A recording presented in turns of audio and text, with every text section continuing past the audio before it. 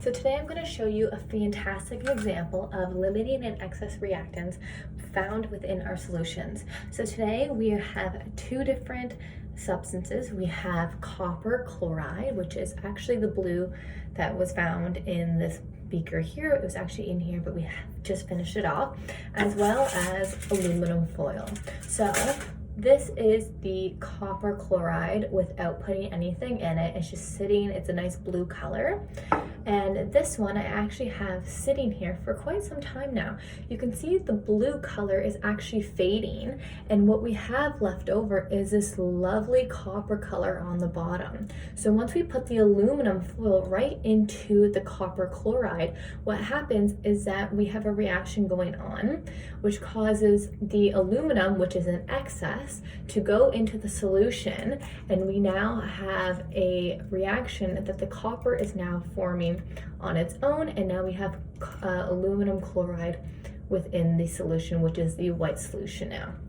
So this will continue to grow. The copper will continue to grow as it sits within the solution. And right now I'm going to show you what happens when I do it right away. So I'm going to take the aluminum foil and just make it into a smaller piece so you can have it. And I'm going to put it right into the solution. As it sits, you will be able to see the little bubbles forming, which is the aluminum foil reacting with the copper chloride.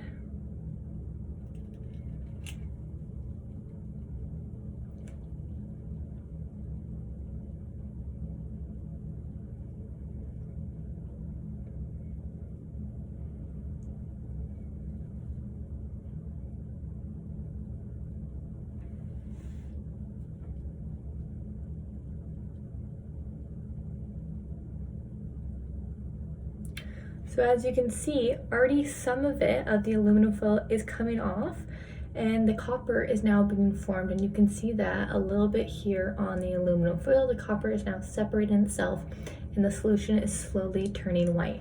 So if I left this here for probably about 10 minutes, it will turn into this. So now it's up to you to determine what is the limiting and what is the excess.